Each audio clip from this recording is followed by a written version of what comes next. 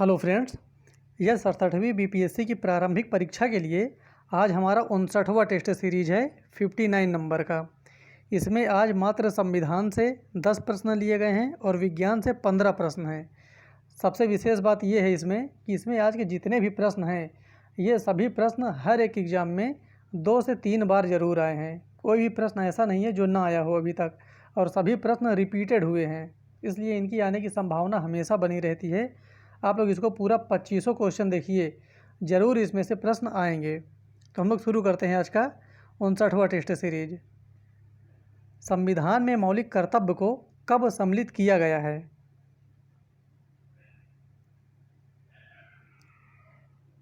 इसका सही उत्तर हो जाएगा ए, 1976 में संविधान में मौलिक कर्तव्य को सम्मिलित किया गया है। दूसरा प्रश्न देखते हैं, निम्नलिखित में से किसकी संस्तुति पर भारतीय संविधान में मूल कर्तव्य शामिल किए गए हैं?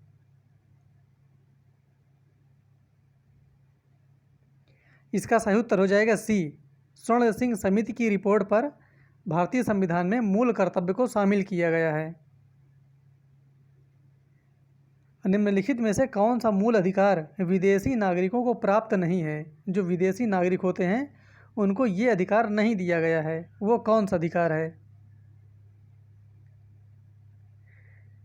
इसका सही उत्तर हो जाएगा बी, अभिव्यक्ति की स्वतंत्रता का अधिकार। ये विदेशियों को नहीं दिया गया है। और अगर ये पूछ ले कि कौन सा अधिकार विदेशियों को दिया गया है, तो इसमें से छोड़कर जो 3 ऑप्शन बचते हैं वो तीनों विदेशियों को दिए गए हैं। भारतीय संविधान मान्यता देता है, ये किसको मान्यता देता है? बहुत ही महत्वपूर्ण प्रश्न है, ये कई बार आया है एग्जाम में।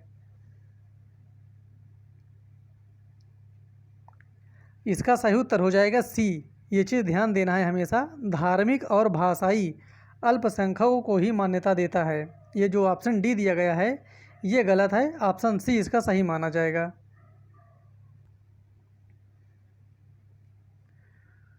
निम्नलिखित में से कौन संसद के दोनों सदनों में से किसी भी सदन की कार्यवाही में भाग ले सकता है? काफ़ी सिंपल सा इसका उत्तर है, लेकिन कुछ लोग गलत भी कर देते हैं इसको। और इसका सही उत्तर हो जाएगा डी, महान न्यायवादी। ये संसद के किसी भी सदन में उसकी कार्यवाही में भाग ले सकता है। निम्नलिखित में से कौन सा अनुच्छेद संसद के सदस्यों के विशेषाधिकार एवं उन्मुक्तियों को निर्धारित करता है? यह महत्वपूर्ण प्रश्न है। जो उनके विशेषाधिकार होते हैं और उन्मुक्तियां होती हैं उसको कौन निर्धारित करता है? इसका सही उत्तर हो जाएगा सी, अनुच्छेद 105।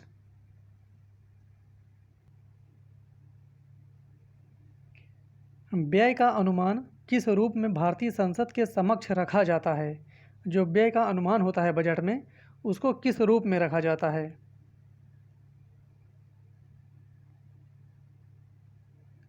इसका सही उत्तर हो जाएगा डी, अनुदान का अनुरोध के रूप में रखा जाता है व्यय का अनुमान। भारतीय संसद द्वारा 1956 में कौन सा संविधान संशोधन संपन्न हुआ था? ये डेट ध्यान देना है, 1956 में।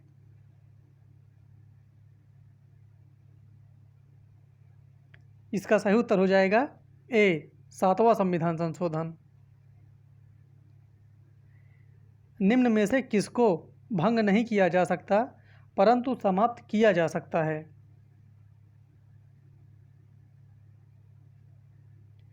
इसका सही उत्तर हो जाएगा डी, राज्य विधान परिषद। इसको भंग नहीं किया जा सकता परंतु इसको समाप्त किया जा सकता है।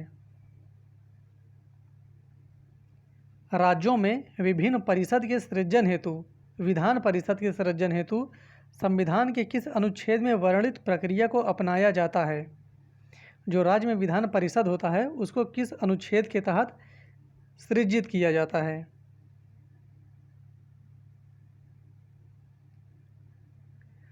इसका सही उत्तर हो जाएगा डी, अनुच्छेद 169 के अंतर्गत। पैरोटिक ग्रंथि कहाँ पाई जाती है? अब आपको यहाँ से 15 क्वेश्चन विज्ञान के मिलेंगे, बहुत ही महत्वपूर्ण है ये प्रश्न। जो पैरोटिक ग्रंथि है ये कहाँ पाई जाती है? इसका सही उत्तर हो जाएगा ए, ये पाई जाती है कर्णों के नीचे, कान के नीचे पाई जाती है पैरोटिक ग्रंथि। भूख तथा तृप्ति किसके द्वारा नियंत्रित होता है? जो भूख और प्यास लगती है वो किसके द्वारा नियंत्रित किया जाता है?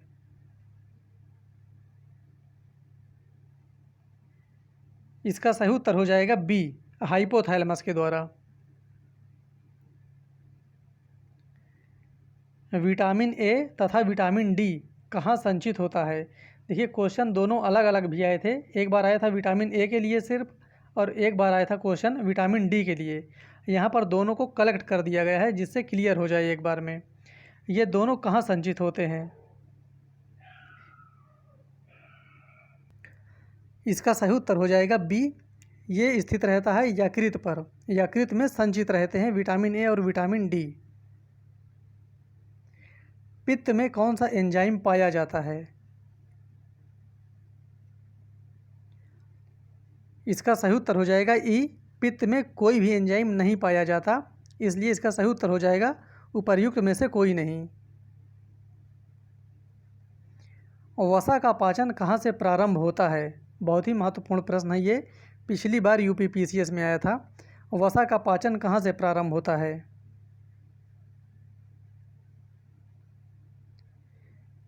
इसका सही उत्तर हो जाएगा सी, इसका पाचन आमाशय से प्रारंभ होता है। हृदय की गति को नियंत्रित करने में किस रासायनिक पदार्थ की भूमिका होती है? गति को नियंत्रित करने में, ये ध्यान देना है।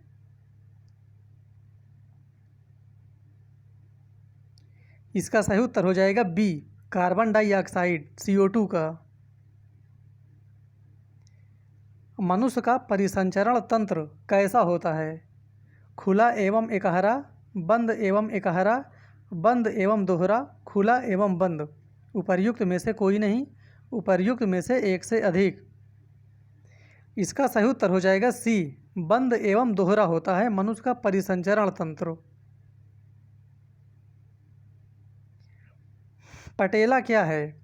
ये पटेला है क्या? कपाल में स्थित एक पेशी, हृदय में स्थित एक पेशी, क्वाड्राइसेप्स की सीमेमाइड, पैर में पाई जाने वाली अस्थि। इसका सही उत्तर हो जाएगा डी, ये पैर में पाई जाने वाली एक अस्थि है, एक हड्डी है।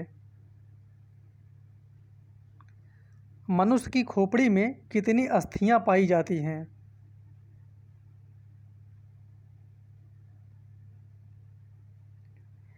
इसका सही उत्तर हो जाएगा सी, मनुष्य की खोपड़ी में 29 हड्डियां पाई जाती हैं, 29 अस्थियां पाई जाती हैं।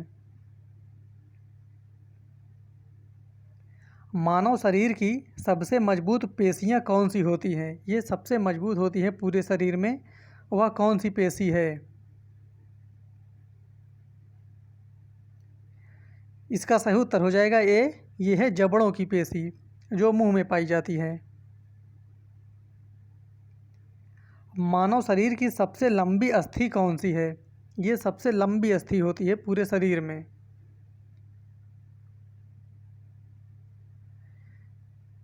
इसको कहते हैं फीमर की अस्थि, जो जांघों में पाई जाती है, फीमर। सही उत्तर हो जाएगा सी। कठोर व्यायाम के समय पेशियों में क्या बनता है? ये कठोर जब व्यायाम आदमी करता है तो उसके पेशियों में क्या ऐसा बन जाता है जो उसको थकावट फील होने लगती है?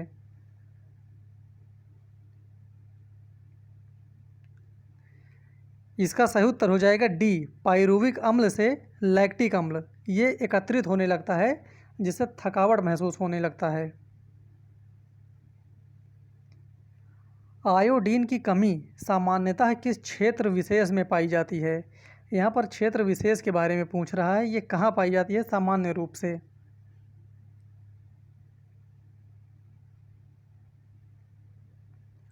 इसका सही उत्तर हो जाएगा ए, इसकी कमी सबसे अधिक जो विशेष रूप से वो पहाड़ी क्षेत्रों में पाई जाती है। मानव में त्वचा, तिल एवं चकत्ते का निर्माण किस रोग का लक्षण है?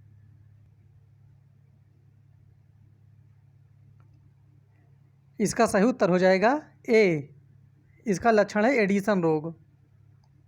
देखते हैं आज का आखिरी प्रश्न।